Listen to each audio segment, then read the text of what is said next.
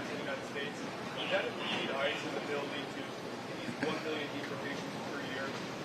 DHS have any comment on this legislation? So I haven't read the Dignity Act yet, although I have talked to the Congresswoman about it. I know that she's looking forward to having some debate on this in Congress with the House and the Senate. You know, what I do and what ICE does every single day is go out and enforce the law. What we do and what President Trump has directed us to do is to make sure that we're upholding federal law and that we are making sure that it applies equally to everybody. No longer will the law apply to some people and not to others. Illegal criminals in this country are not going to get priority over American citizens. So I'm incredibly proud of our ICE officers that they're out there every day making sure that we're getting murderers, rapists, pedophiles off of our streets and getting them out of our country. We'll continue to look at what Congress brings forward. Remember that if people don't like the law, they can change it. They just need to have Congress do that. What we do is that we implement and we uphold the law. Yes. Yes. I don't have any more details that I can share with you. I do want to introduce a couple of people that I have behind me. I have with me Hob McNeil and Adam Stahl, who are the leadership team at TSA. And they are the ones that have been deep involved in these security procedures that we undertake every day and checkpoints and making sure that they're effective. And then also looking at some of the policies we have today as to how we can add technology to streamline some of the processes and maybe remove some of the requirements that we do have today. So as we implement new technologies at checkpoints, that may be one of those procedures that we can evaluate and not require for passengers anymore. And remember, every single thing that happens at a checkpoint today is being evaluated, and we're very excited to partner with a lot of private companies to bring us the technology we need to streamline this experience. Yes, sir.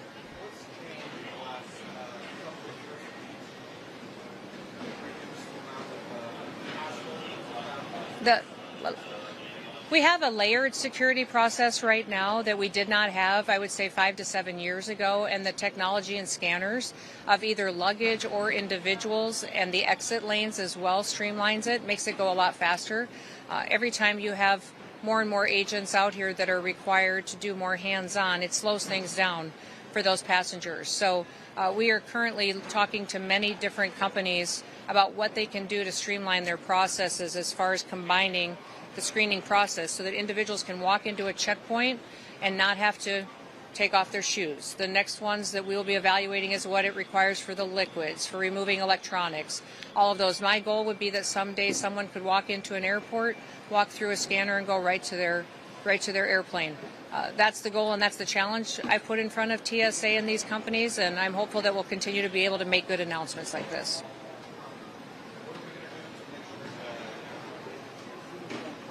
Mm-hmm.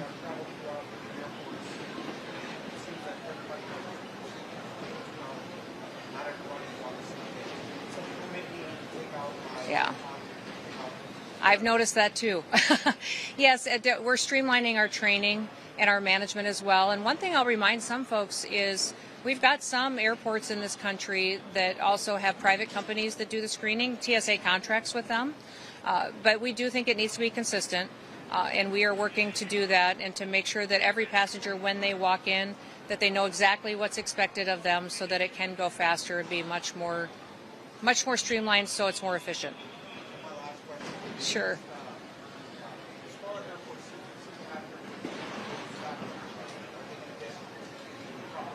Well, one of the things that we're excited about is with the bill that just passed that had resources in it, President Trump's big, beautiful bill, had resources for TSA that will have the ability to invest in that technology.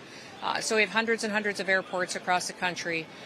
So it's a big investment, but I'm also looking for a private-public partnership in a way that will be really accountable to taxpayers and take our dollars even farther to make sure we get the best technology, but also negotiating that contract for the constant upgrades that are necessary when you implement that kind of opportunity and machines like you see in front of us. When we go to the next level, it's going to be something that we'll need to continuously stay on top of so that we can stay on top of the threats that are out there as well. Yes, ma'am.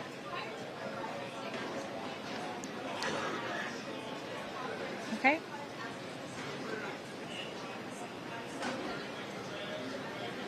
Yeah. Mm-hmm.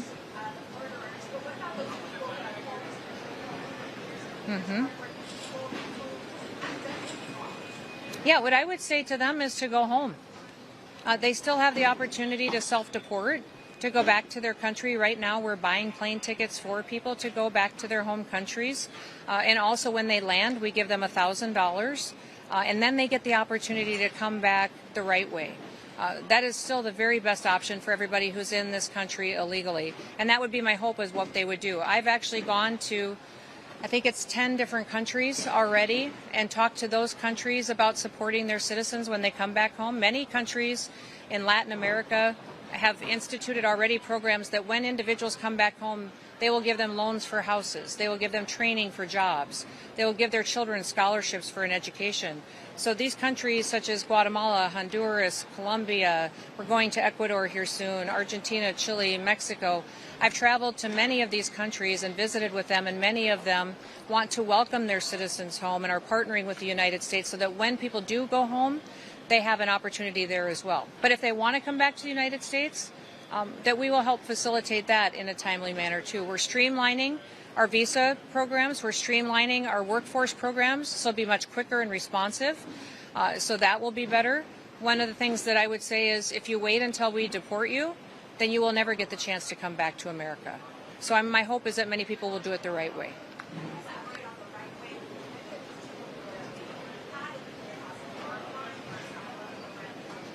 The people who are being removed right now today are people that have crimes against them that they've either been convicted of, or they have charges against them, or they have final removal orders. So that is the focus and the priority of the Trump administration.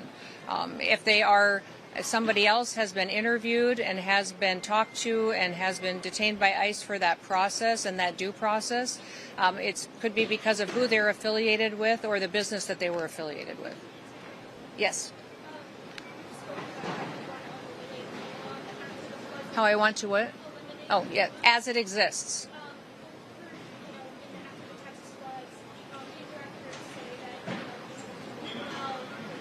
Yeah.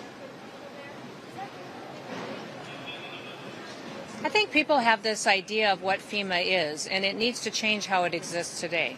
FEMA is supposed to be an agency at the federal level that looks at disaster response through a different lens than what it has in previous years, especially under the Biden administration. All emergencies and disasters should be executed by local officials, people in those local cities and counties.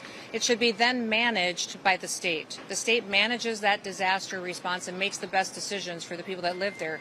The federal government should come in and support, which means what do you need, what can we get you, how can we help?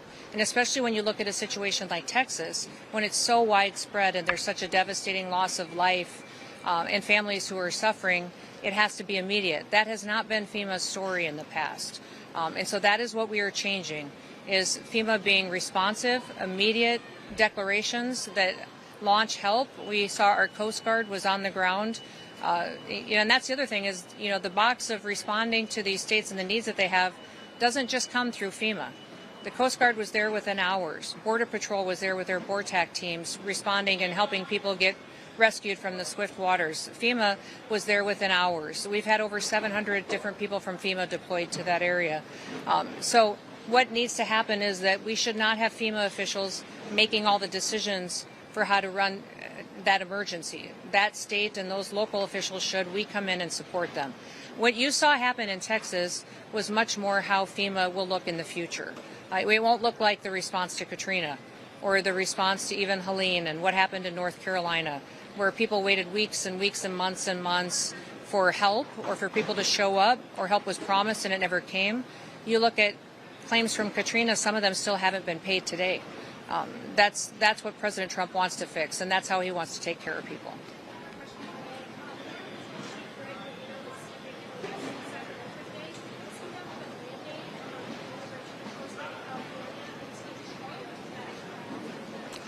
We have had a partnership that President Trump implemented on immigration enforcement that has been a whole of government approach, which means we have many, many different agencies that are partnering with us. So Border Patrol is one of those. The marshals have been helping us, the ATF, the DEA.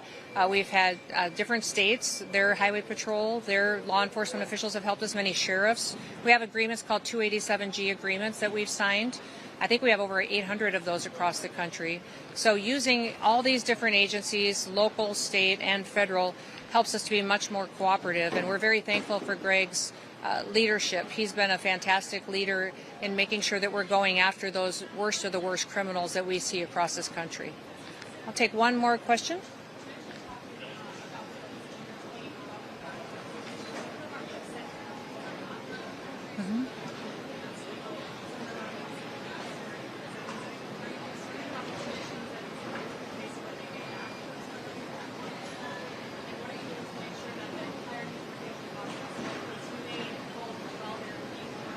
I wish one of you today would have asked about some of the families that actually lost somebody because of an illegal criminal. Would have asked a question about some of these families who are victims of crime that's been perpetuated across our streets. Because it's very rare I get asked a question anymore at press conferences about what the consequences have been of our open border. President Trump has removed over 600 known and suspected terrorists from this country since he's been in office. Thousands and thousands of known gang members, TDA members, MS-13 members. So if they're going to a third country, if we're deporting them to a third country, it's because their country doesn't want them and won't take them. That means that many of these individuals are murderers, that they're rapists, they're individuals their own country doesn't want them back, and so we're removing them to a third country. We've got some. I think everybody's being treated humanely. Absolutely. Once they are out of the United States, it is not our responsibility to make sure that we have jurisdiction over them. But we have cooperative agreements with many, many different countries to be third safe countries for us, and they're meeting the requirements of that and following the law. One final question? Yes.